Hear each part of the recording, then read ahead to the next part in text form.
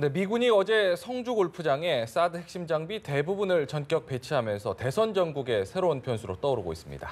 네, 4차 토론회 이후 첫 번째 여론조사도 공개가 됐는데요. 오늘 세 분의 전문가와 이야기 나눠보도록 하겠습니다. 정호김 전 새누리당 의원, 김홍국 경기대 겸임교수, 배철호 메르겐 대표 나오셨습니다. 안녕하세요. 안녕하십니까. 어서 오십시오. 네, 저희가 처음에 소개를 해드린 것처럼 어제 새벽에 사드 배치가 전격적으로 이루어졌습니다. 지금 시기적으로 대선을 앞두고 이렇게 배치가 된 것 어떻게 좀 보셨습니까? 지금 사드 배치는 주한 미군이 했을 거고요. 그럼 미국 정부가 대한민국의 대선을 의식해서 어제 새벽에 배치했느냐? 저는 그건 아니라고 봅니다. 지금 미국의 조야에서 관심이 있는 대선은요. 대한민국 대선이라기보다는 프랑스 대선에 굉장히 관심이 많은 상황입니다. 객관적으로 말씀을 드리는 거고요. 네. 그러면 이런 상황이 됐을 때 가장 큰 책임은 누가 있느냐? 황교안 권한대행은 도대체 뭐 하고 있었는지 지금 반문을 하지 않을 수가 없는 게 주한미군이 새벽에 사드를 전격 배치했다면 분명히 대한민국 땅에다 배치하는 것이기 때문에 한국 정부와 조율을 거쳤을 것이고 환경 영향 평가도 아직 마무리되지 않은 상태에서 이렇게 했을 때는 지금 긴장이 고조되면서 안보 상황이 심각하다는 것을 말해줍니다. 그렇다면 황교안 권한대행은 국민에게 이 사실을 보고해야 되고 적어도 이제 며칠 후면은 대통령이 될 인사들에게 이러한 내용에 대해서 알려주었어야 맞는 것인데 그러한 상황이 쏙 빠지다 보니까 지금 대통령 그 토론을 보면 사드 배치에 대해서 진보적이라고 할 수 있는 문재인 후보까지도 이 부분에 대해서 굉장히 현실적 접근을 하고 있지 않습니까? 심상정 후보만 빼놓고는.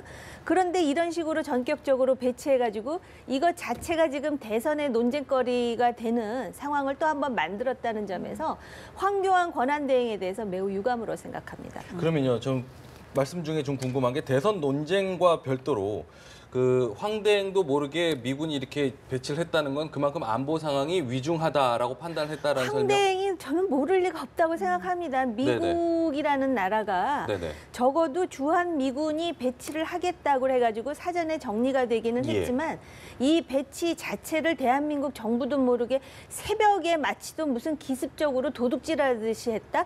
이 부분에 대해서는 설명이 필요하고요. 만에 하나 그런 가능성이 있다면 그러면은 이거에 대해서는 미국에게 엄중하게 문제 제기를 해야 되겠지만 그렇지 않다면 제가 생각할 때 제 상식선에서는 한미 동맹 관계 속에 중요한 그리고 상당히 민감한 논쟁이 되는 지금 그 요격 미사일을 배치하는 상황에서 대한민국 정부가 모르게 했다? 저는 그럴 가능성이 미국이 그 전격적으로 한 거에 비해서 더 작다고 생각합니다. 네, 어떻게 좀 보시나요? 저는 정 의원님 말씀이 정말 그동안의 외교안보 전문가로서 정확한 부분을 다 짚어주셨다고 생각합니다. 저도 국제정치라든가 이걸 강의하고 하는 사람으로서 우리나라가 주권 국가라면 최소한도 분명히 미군이, 주한미군이 우리 정부와 최소한도 협의는 분명히 거쳤을 거고요. 그렇다면 이 부분이 지금 대통령이 우리 선출되기 12일 전 아니겠습니까? 며칠이면 새 대통령이 이제 선출이 되고요. 이미 우리나라는 대통령이 파면돼서 대행의 체제입니다. 그렇다면 대행 체제는 이런 위기 관리만을 담당하는 거거든요. 어떤 중요한 사안에 대해서는 중요한 대선 후보들과 사전에 통지와 협의를 하는 것이 바람직하고요. 왜냐하면 그래서 박근혜 전 대통령에 대한 재판도 사실은 대선 이후로 사실상 하는 것 아니겠습니까? 중요한 사안들을 결정해서는 안 되거든요. 그럼으로써 며칠 후에 이제 5월 9일 선거 이후에 바로 새 대통령이 취임하면서 우리 모든 국정 현안을 놓고 보수 진영, 진보 진영 다 그런 지혜를 모아서 이런 위기 상황을 돌파할 수 있는 대통령의 그런 결정권을 존중해야 되는데 그것이 존중되지 않은 채 더군다나 이런 미국이 있고요. 중국과 지금 외교 관계가 어떻습니까? 뭐 경제 제재니 뭐 해서 정말로 어려운 상황 아니겠습니까? 거기다가 다수의 여론이 지금 찬성을 한다고 해도 지역 주민들 지금 반발하고 있습니다. 그렇다면 이것들을 잘 조화롭게 해내기 위해서는 절차를 밟아야 됩니다. 정부가 절차를 어기면 나중에 가서 그것이 빌미가 돼서 또 다른 분란이 되거든요. 그러면 외교관계뿐만 아니라 외교에서 우리의 주권이 어디 갔습니까? 또 새 대통령이 할 수 있는 그런 앞으로의 권한을 원천 봉쇄해버린 일이거든요. 저는 그런 측면에서는 정말 바람직하지 않다. 이것은 황교안 대행뿐만 아니라 그동안 박근혜 정부 때 어떻게 했습니까? 대통령 시키는 거 최순실 씨가 미리 정해놓은 거 받아 적기만 한 그런 정부 아닙니까? 얼마나 국민의 분노가 컸습니까? 이제라도 정말 국민의 뜻을 존중하고 우리 대한민국이 행복한 나라가 되기 위한 그런 외교안보적인 우리 주권과 가치를 존중해야 되는데 이렇게 상황을 악화시켜버리면 대권 주자들 이 후보들도 반발할 수밖에 없고요. 네네. 이런 부분이 결국은 또 다른 갈등을 불러일으키고 중국의 반발까지 계속 불러일으키는 거. 저는 이것이 우리의 이 입지를 우리 대한민국의 입지를 스스로 좁혀나간 것, 안전을 더 강조하다가 도리어 더 그런 상황이 됐다는 점에서 상당히 유감스러운 일이라고 봅니다. 그러니까 여기서 이제 중요한 게 말씀하신 대로 앞서서 이제 만약에 정말 안보 상황으로 정말 사드가 꼭 필요한 정말 이거 아니면 안 될 정도로 위급한 상황이라면은 모르겠습니다. 이렇게 서두른 이유에 대해서. 그런데 이렇게 서두른 이유에 대해서 애초에 저희가 궁금했던 건 대선을 의식한 것이냐, 대선 이후에는 혹시 뭐 판단이 달라질 것 같아서 이렇게 판단한 것이냐. 이게 궁금한 거거든요. 근데 그 부분을 의심하지 않을 수가 없는 거죠. 네. 왜냐하면 유승민 의원도 사드를 배치하자고 맨 처음부터 얘기했던 유승민 의원도 네. 사실은 사드의 효용성에 대해서는 일단 다 막을 수는 없다. 그러나 최소한도 북한에 대해서 이런 외교안보적 위협에 대해서 상징적으로라도 사드가 배치됨으로써 북한에게 억제하는 그런 효과를 생각한 거거든요. 네. 그렇다면 지금 이렇게 대선이 지금 며칠 앞둔 상황에서 전격적으로 밤에 군사작전 하듯이 더구나 지역 주민들이 반발하고 있는 가운데 예. 저는 최소한의 이해를 구해야 되고요. 그리고 특히 우리의 주권을 생각해야 됩니다. 그런 측면에서 우리가 앞으로 어떤 사안을 지혜롭게 중국의 문제, 미국의 문제를 다 풀어나가기 위해서는 저는 이런 부분에 있어서는 정말로 지혜롭고 현명하기를 선택했어야 됐는데 네. 저는 대선에 대한 고려도 분명히 있었다고 봅니다. 그렇지 않으면 이런 상황이 벌어질 수가 없다고 그러니까요. 봅니다. 저희가 일단 먼저 들어온 속보 먼저 전해드리겠습니다. 군내에서 지금 발표한 내용인데요. 배치된 사드는 지금 현재 야전에서 운용이 가능한 상태다 이렇게 밝혔고요. 사드 일부를 우선 배치한 것은 한미 간의 협의를 모두 거친 것이다 이렇게 밝혔습니다. 네, 그리고 아직 하지 않은 이 환경 영향 평가는 앞으로 이제 정상적으로 진행이 될 예정이다라고 밝혔고요. 또 연내에 한 개 포대는 작전 운용 능력을 확보하는 것이 목표다라고 발표를 했습니다. 네. 지금 우리가 너무 진짜 그 국내 정치 중심으로 모든 사고가 지금 그 매몰되어 있는 게 아닌가 이런 생각이 드는 게요. 지금 한미 간 협의 거쳤다고 지금 국방부에서 공식으로 발표하지 않았습니까? 예.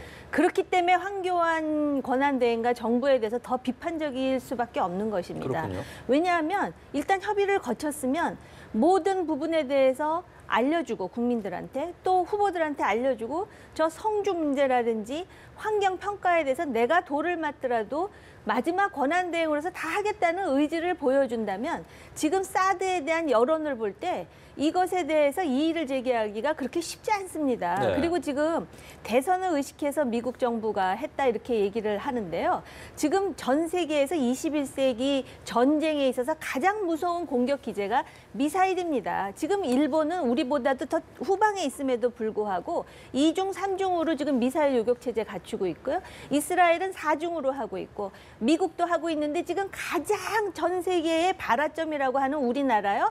지금 요격 미사일 체제가 없다고 해도 과언이 아닌데 이 대선 때문에 의식을 해서 했다라는 건 너무 우리 중심적이다. 그만큼 지금 미국의 트럼프가 그 북한에 대해서 의식하고 있고 지금 뭐 미 의회에 가서 지금 브리핑하고 하고 있지 않습니까? 예. 그리고 지금 그 북한의 6차 핵실험에 대해서 매우 민감하게 생각한다라는 것을 여기서 알 수 있는 것이고요. 네네. 오히려 황교안 권한 대행이 그런 발표를 하고 난 다음에 대선 후보들이 어떤 반응을 보이는지를 가지고 국민이 선택하게끔 만들었어야 되는데 아무 소리도 안 하고 가만히 있다가 오히려 새벽에 지금 배치된 게 문제가 돼서 반미 감정이라든지 또는 예, 우리나라 안보에 대해서 굉장히 혼란스러운 상황을 만들었다라는 거에 대해서 저는 아주 굉장히 비판적이지 않을 수가 없습니다. 이런 논란을 좀 자초했다라는 부분을 굉장히 좀 지적을 강하게 하시는 부분인데 일단 대선 전국이다 보니까 대선 주자들의 어떤 입장도 굉장히 중요하지 않습니까? 대선 주자들의 입장도 좀 엇갈리는 것 같은데 어떻게 좀 평가를 좀 하시나요? 많이 엇갈리는 거죠. 네. 저는 당연하다고 봅니다. 왜냐하면 각자가 그동안 가져왔던 사드 배치라든가 외교안보 사안을 보는 방식이 다르거든요. 야권 후보들은 그동안에 10년 동안에 있었던 보수 정부에서의 외교안보 사안이 실패했다고 보는 거고요. 반면에 보수 성향의 후보들 입장에서는 과거 뭐 김대중 노무현 정권, 진보 정권 시절에 그런 문제들이 계속해서 누적이 되어 왔다. 네네. 그리고 이것이 지금 상황도 계속 문제가 되고 있다라고 얘기하는데요. 네. 결국은 지금 새로운 정권이 탄생하는 것 아니겠습니까? 그리고 그동안의 전반적인 과정을 들어본다면 공도 있고 과도 있고 실패한 부분도 있고 일부는 성공한 부분도 분명히 있습니다. 그렇기 때문에 그런 부분을 저는 냉정하게 평가하고 사실은 보수나 진보나 국가 안보에 있어서 국민의 안전과 생명을 지키는 문제에 있어서 어느 선을 둔다는 것은 저는 도리어 그것이 자가당착이라고 봅니다. 네. 그렇다면 지금 상황에 대해서 냉정하게 평가하고 상대 진영에서 잘한 점들은 무엇이고 또 안 됐던 점들을 지금 돌아봐야 됩니다. 지금 환경이 굉장히 나쁩니다. 예. 트럼프 행정부 같은 경우도 사실은 미국의 국익을 생각해서 전 세계적인 배치, 과거에 중동과 다른 지역에서 뒀던 부분을 지금 이 한반도 쪽에 눈길을 돌리고 있지 않습니까? 예, 예. 그것이 갖고 있는 국제 외교 정치학적인 함의도 좀 잘 살펴봐야 되고요. 알겠습니다. 이것이 자칫 우리에게 돌아올 수 있는 우리 외교의 입지를 축소시키면서 향후에 새 정부가 할 수 있는 역할들까지도 제약을 할 수 있기 때문에 저는 지금 정말로 신중하고 지혜롭게 행동할 때라고 봅니다. 알겠습니다. 배 대표님께 좀 여쭤볼게요. 이제 네. 대선이 오늘로 12일 남았습니다. 앞으로 이 사드 배치 이슈가 대선에 앞으로 어떤 좀 영향을 줄 거라고 생각을 하시는지. 제 개인적인 의견을 말씀드리자면은 대선 판도에 큰 영향은 미치지 않을 것이다라고 봅니다. 이미 사드 배치가 이미 충분히 예고된 그 인지된 이슈였기 때문에 예, 새로운 예. 이슈는 아니고요. 네. 두 번째 이제 각종 조사를 보자면 북핵 문제, 그 북한 문제를 해결을 할 때 누가 가장 잘 해결할 것인가 이런 응답을 보면은 문재인 후보가 한 40% 수준, 홍준표 후보가 한 15% 수준. 이미 이 지지 후보에 따라서 북핵 문제 해결 방법도 이미 갈려져 있기 때문에 네. 그 사드 배치로 크게 출렁거리거나 판도가 요동치는 거기까지는 가지 않을 것이라고 봅니다. 네, 다른 분들도 뭐 대부분 공감하시는 사드 자체가 일단 오랫동안 좀 공방이 있어 왔기 때문에요. 별로 그닥 그렇게 영향을 미치지는 않을 것이다 이렇게 판단하시는 아니, 거죠. 그러니까는 지금 배 대표님 말씀대로 되는 게 맞는 거예요. 그러기 위해서는 지금 현재 정부의 어떤 위임을 받고 있는 인사들이 이 부분에 대해서 책임지는 모습으로 정리를 하고 마무리를 져서 누가 대통령이 되든 적어도 이 사드 배치와 관련해서는 네네. 거의 대부분의 대선 주자도 사드 배치가 불가피하다라고 하는 만큼 이게 더 이상의 부담이 되어서는 안 되는 측면으로 나가는 게 맞고요. 네네. 북핵 문제 해결이라든지 이런 부분은 그 사람이 잘해서라기보다는 이미 구도적으로 예, 예. 사실 그 지금 유례가 없는 전임 대통령의 탄핵 이후에 치러지는 장미 대선이기 때문에 북핵 문제 아니라 뭐래도 정권 교체, 내가 원하는 그리고 나하고 유사한 이념적 지형을 갖는 사람들에 대한 마음의 결심이 되어 있는 사람들이 거의 70%는 되지 않을까 이런 판단이 듭니다. 그렇겠군요. 자, 그럼 여기서 4차 토론회 이후 여론이 좀 일부 포함된 여론조사를 저희가 좀 살펴보고 가도록 하겠습니다. 네. 그래픽을 준비를 했는데요. 함께 보시면요. 일단은 두 후보 모두 한 주 전에 비해서 약간 하락한 모습입니다. 문재인 후보가 3.5%포인트가 떨어졌습니다. 38.5%. 안철수 후보가 6.6%포인트가 떨어졌습니다. 25.2%. 홍준표 후보는 3.8%포인트가 상승해서 12.3%, 심상정 후보 33.9%포인트가 상승해서 7.5%, 유승민 후보도 1%포인트 상승했고요. 4.9% 나타내고 있습니다. 자, 이번에는 보수층 지지율의 변화인데요. 그래프로 보시면 아시겠지만 안철수 후보가 9.2%포인트가 떨어졌습니다. 29.1%, 홍준표 후보가 4.7%포인트 상승을 해서 28.5%, 그 뒤로 문재인 후보, 유승민 후보, 심상정 후보가 뒤를 잇고 있습니다. 네, 일단 여론조사가 이제 앞서서 JTBC 토론회, 4차 토론회 이후에 이제 이루어진 것도 일부 반영이 된 겁니다. 일단 평가를 좀 해주실 수 있을까요? 지금 발표되는 조사를 보는 관전 포인트는 크게 세 가지라고 볼 수 있습니다. 첫 번째, 3주 동안의 대선 운동 기간 중에 절반을 반환한 시점. 예, 그리고 선관위 주최 토론 등 각종 토론이 이어지는, 그러니까 디베이트 위크라고 불려지는 토론이 각 후보들의 유권자 평가에 반영되었다는 점. 예. 그리고 이거 사드 앞에도 말씀하셨듯이 사드 배치 등 북한 긴장 고조가 어떻게 각 후보들의 표심을 자극했는가, 이 세 가지에서 중요하게 좀 봐야 될 것 같고요. 예. 구체적으로 들어가자면 안철수 후보가 지난주에 큰 낙폭 조정을 보였는데 과연 턴어라운드 반전이 되고 있느냐, 아니 낙폭이 지속되고 있느냐, 이 문제.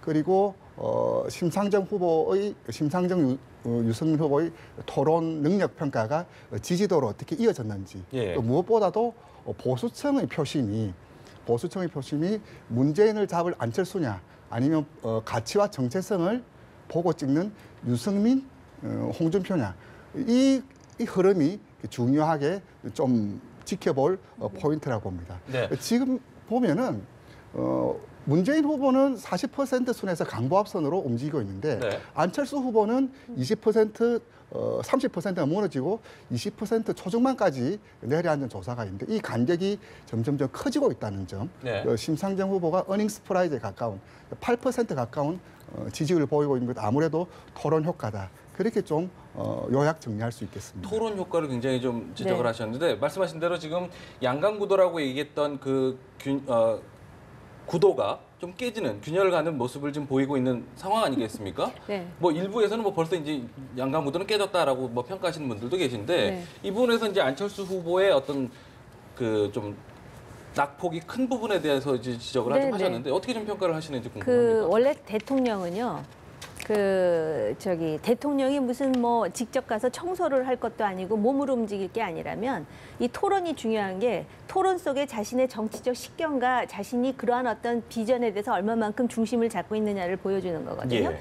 그래서 지금 토론의 효과가 나타나는데 안타깝게도 이제 2번밖에 안 나온 데다가 연휴와 겹쳐서 그 효과 자체가 반전을 가져오기는 상당히 어려울 것이다. 네. 단지 지금 이런 후보들이 만약에 지금과 같은 그 장미 대선이 아니고 원래 예정대로 12월에 대선이었으면 이게 어떤 상황을 벌였을까? 완전히 또 달라질 수 있겠죠. 지금 그런 생각과 함께 또 바로 지금 안보 문제입니다. 안보 문제가 오히려 저는 문재인 후보에게 유리한 것이 안보 문제가 이렇게 나올수록 오히려 그 2, 3, 뭐 4등이든 5등이든 이 세 후보 사이의 표를 자꾸 나눠주는 결과를 주거든요. 그러니까 안보 문제가 터질 때 이 중에서 2등한테 몰아줘야 되겠다는 생각보다는 이 안보 문제가 이렇게 심각한데 얘기하는 거 들어보면은 오히려 그 2등보다 다른 사람이 더 확실한 것 같다라는 샤이 보수에게 그런 그 인상을 줌으로써 표를 더 나눔으로써 오히려 50%를 아직 하지 못하고 보합세에 그냥 지금 끼어 있는 문재인 후보의 승기를 더 유리하게 만드는 측면이 있다 이런 네. 생각이 듭니다. 네.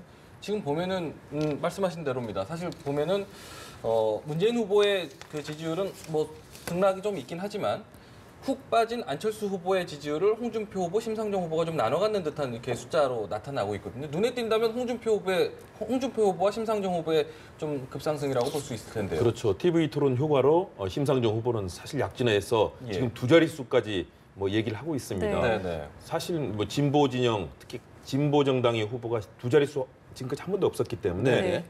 새로운 역사를 쓸 수 있을 것이냐 쉽지는 않다고 봅니다. 왜냐하면 막판으로 갈수록 더욱더 진보 진영, 보수 진영 당선 가능성을 보고 집결하는 양상이 있기 때문에요. 네. 문재인 후보와 그동안 낙심했었던 보수 진영에서는 최근에 안보 이슈 네네. 그리고 홍준표 후보의 굉장히 거친 네거티브 전술이 결국은 보수 진영 후보 이 유권자들이 그동안 사실 낙담을 하고 있었습니다. 네. 우리가 표를 줄 곳이 없다. 그렇다면 최소한도 문재인 후보를 막기 위해서는 안철수 후보라는 대안을 생각했었는데 최근에 안철수 후보가 여러 가지 뭐 이 TV 토론에서도 강한 모습을 보이지 못했고 그리고 양쪽 진보와 보수 양쪽이 호소하다 보니까 사실은 좌표를 잃은 듯한 모습도 보이거든요. 네. 그것들이 결국은 홍준표 후보에게 지금 다시 몰려가는 양상들 이렇게 나타나고 있는데요. 네. 과거 같으면 정말 상상할 수 없는 일입니다. 왜냐하면 거의 12월까지 가는 선거 기간 중에 등락도 있고 TV 토론도 거의 큰 영향을 미치지 못했거든요. 작은 표심의 변화는 있지만 당락이라든가 이런 부분에 영향을 미치지 못했는데 지금은 60일짜리 압축 대선입니다. 그러다 보니까 이 TV 토론으로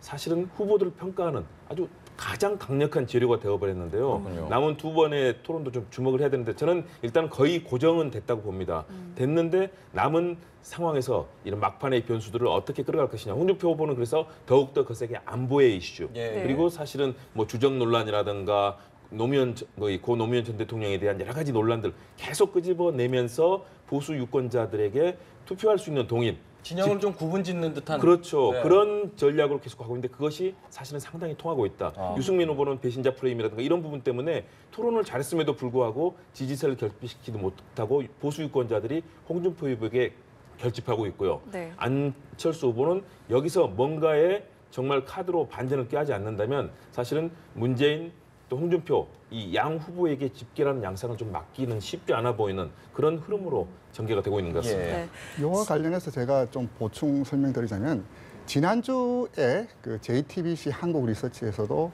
여론조사를 정기조사를 실시했습니다. 예. 그때 이제 보수층 유권자들만을 놓고 봤을 때 누가 보수를 대표하고 있느냐라는 질문에 유승민 후보가 20% 중반, 홍준표 후보가 20% 중반, 안철수 후보는 9%였습니다. 근데 그중 그 보수층들이 누구에게 투표할 것인가라고 물었을 때 안철수 후보에게 투표하겠다는 응답층이 40% 가까이 나왔습니다. 그렇군요. 즉 보수의 딜레마가 여기에 있고 아까 네네. 그것이 아까 정호김 의원 말씀하셨던 문재인 후보 진영에서 때 황금 분할이 이루어지면서 적절한 배분이 이루어지면서 이렇게 문재인 후보는 평행선을 유지하고 있지만 안철수 후보가 쭉 빠지는 그러면서 홍준표 후보가 다시 치고 올라오면서 보수층의 흐름이 그쪽으로 몰리고 있는 그런 양상들이 이번 주에 나타난 전형적인 대표적인 지표들이 공통적으로 발견되고 있는 신호입니다. 네, 네. 그렇군요.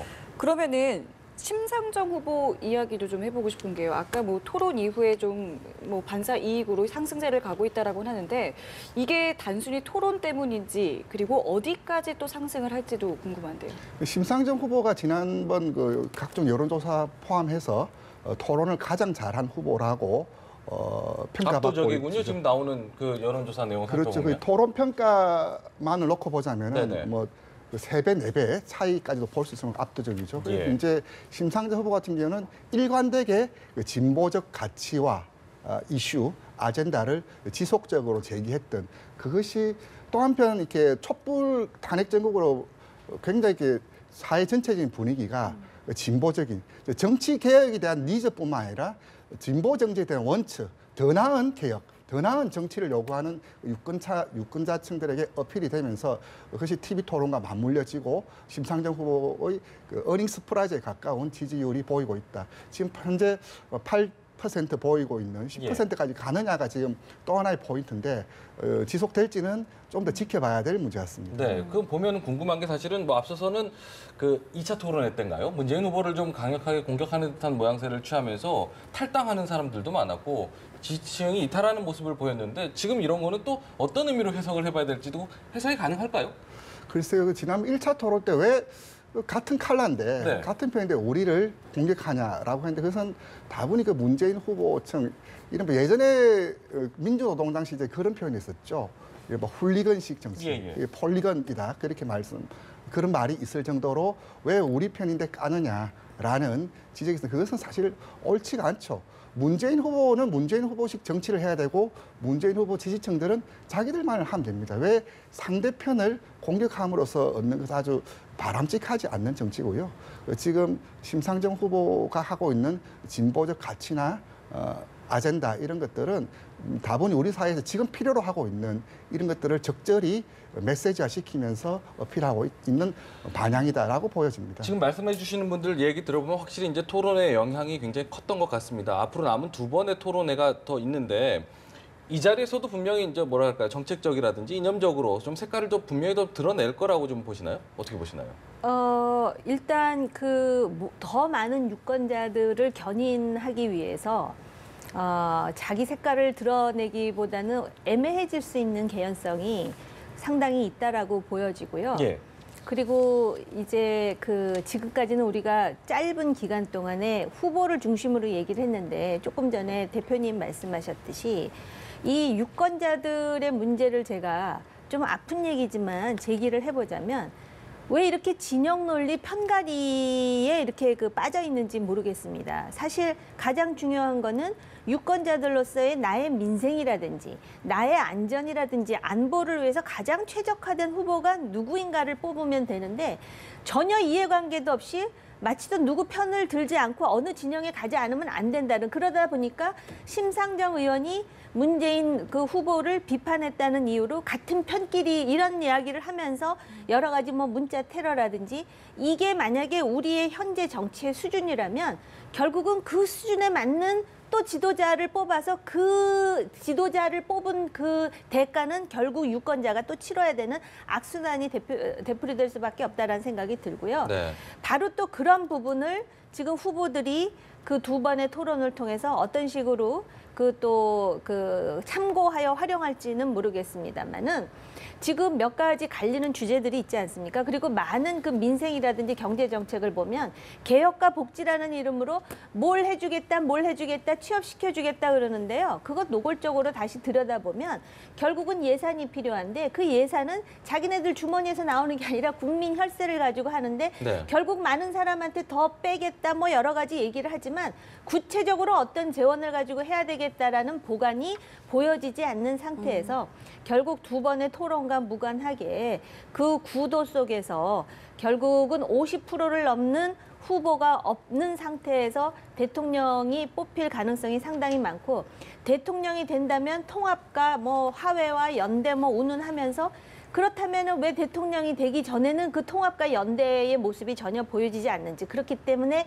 많은 관전자라든지 국민들이 대통령 선거 이후의 상황에 대해서 많은 걱정과 고민을 알겠습니다. 하게 되는 동인이 되는 것 같습니다. 네네. 그 심상정 효과에 대해서 좀 생각할 필요가 있다고 봅니다.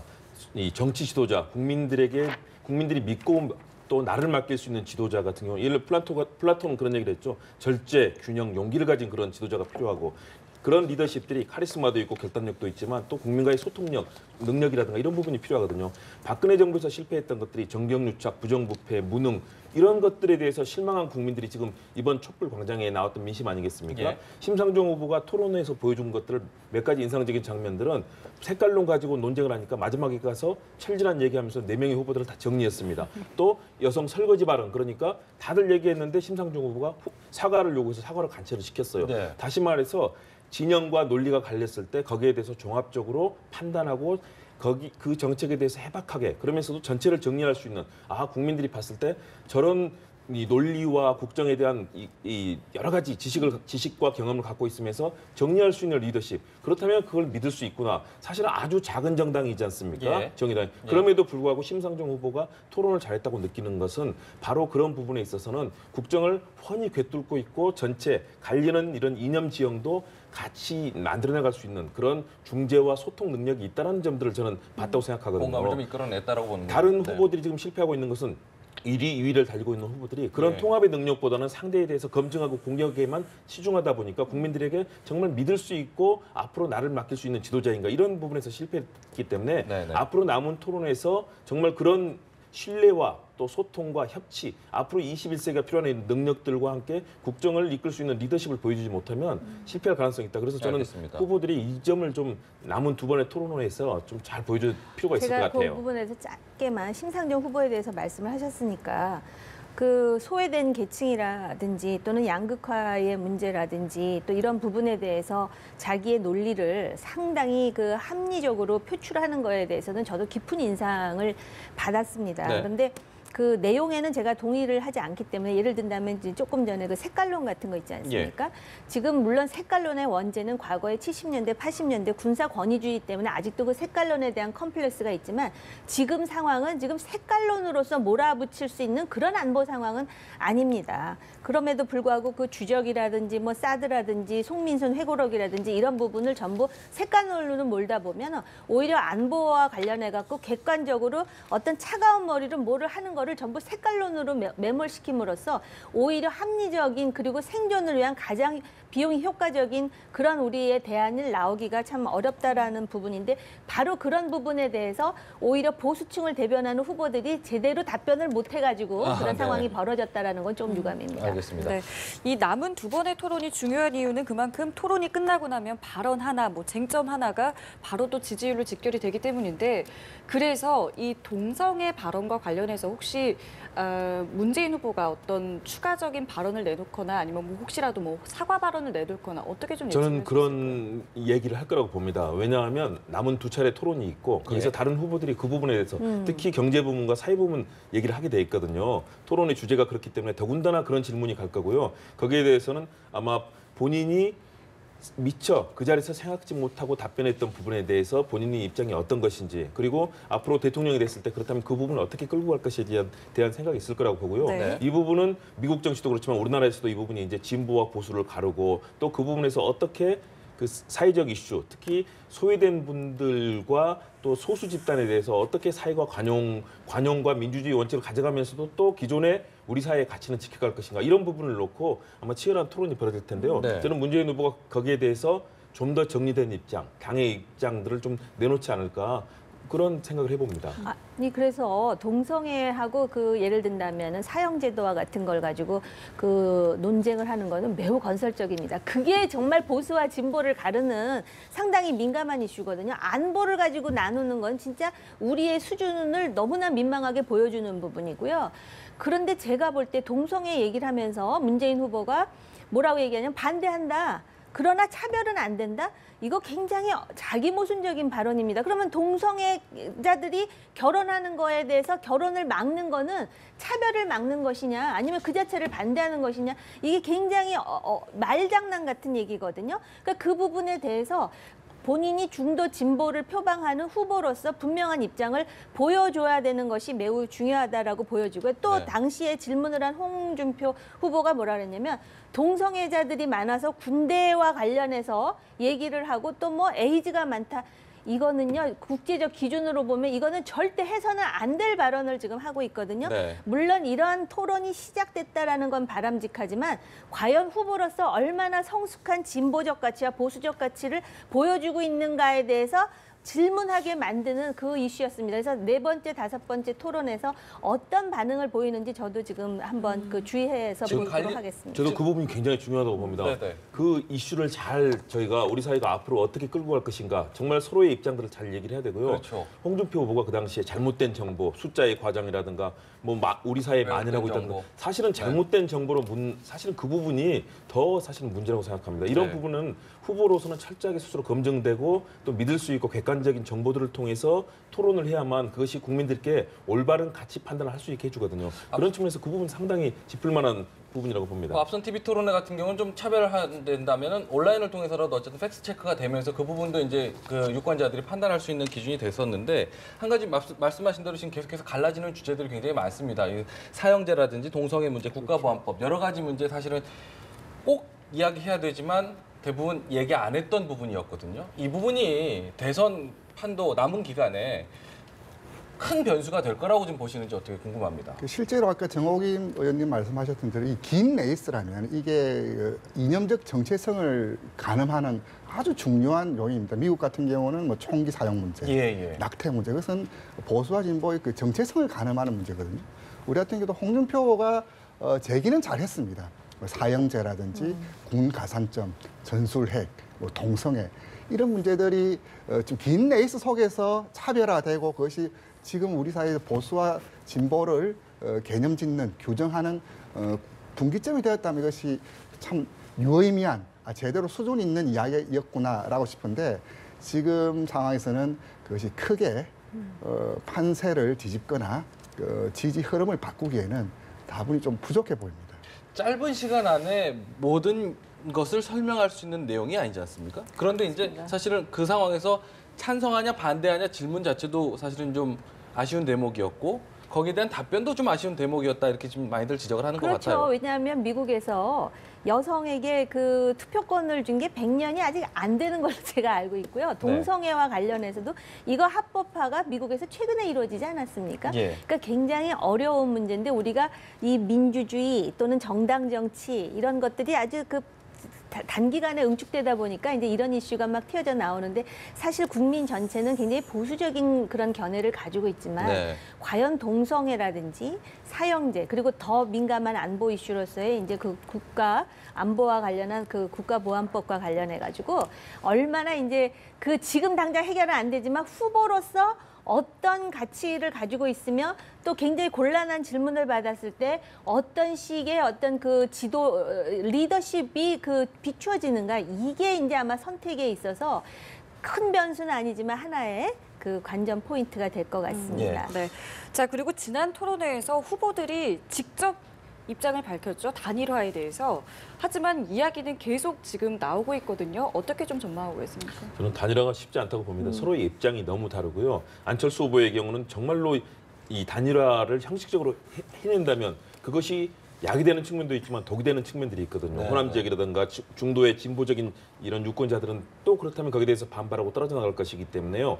그렇기 때문에 가장 절박한 바른정당의 의원들이 제기하고 후보는 지금 거부를 하고 있지 않습니까? 예. 유승민 후보는 완주하겠다라는 입장을 보이고 있는데 바른정당의 의원들은 일단은 국고보조금 63억을 받았지만 그러나 사실은 두 자릿수 10% 이상을 받지 못한다면 국고보조를 뭐 전액은커녕 절반도 받지 못하고 사실은 다 당이 파산 상태에 갈 수도 있는 그런 위기의 상황이고요. 예. 그다음에 내년에 지방선거라든가 향후에 선거에서도 뭐 2, 3, 4, 5% 정도의 지지율을 가지고 당을 유지하기도 참 쉽지 않습니다. 그렇기 네. 때문에 그 절박함 속에서 연대를 만들어내야 된다는 그런 당내 의견들이 아주 계속 나오고 있고 저는 선거 막바지까지도 계속 나오리라고 봅니다. 과거에 뭐 후단협이라든가 다양한 흐름이 있었지 않습니까?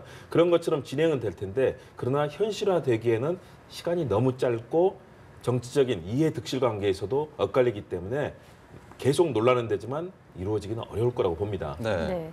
프랑스의 마크롱 후보가요. 지금 뭐 신생 정당일 뿐만 아니라 지금 소속 국회의원도 없는데 지금 이제 대통령 되게 생겼거든요. 그런데 지금 이 바른 정당의 경우에 물론 그런 현실적인 그런 사정에 대해서 저는 충분히 이해를 합니다. 그런데 지금 어쨌든 그 박근혜 정부의 국정농단에 의해서 지금 보수의 정치권이 완전히 괴멸된 상태에서 과연 바람직한 보수의 방향이 무엇인가? 아까 대표님 여론조사 해보니까 홍준표 20%, 유승민 20%가 나왔다고 말씀하시는데요. 지금 보수가 어디로 가야 되는가? 지금 매우 아프지만 근데 그걸 생각하지 않고 오히려 그 가장 그 지지율이 낮다 해서 후보를 저렇게 흔들어가지고선 토론회에 나와서 다른 후보가 유승민 굿세어라라고 얘기할 정도면 본인의 네. 자괴감은 어떨까 싶고요.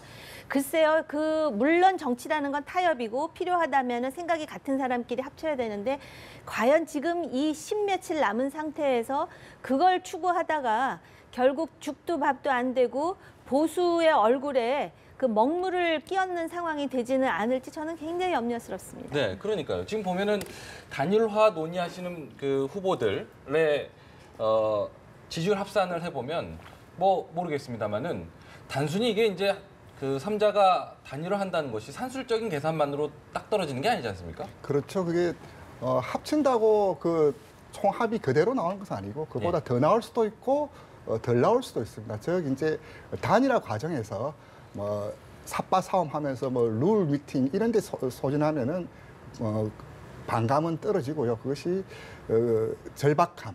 왜 우리가 단일화를 할 수밖에 없는 것에 대한 대의와 명분 거기에 대해서 이유들이 설득력까지 같이 곁들여져야지 단일화 효과가 있는 것이지 그냥 문재인을 이 되어서는 안 된다. 그 이유 하나만도 우리 모읍시다.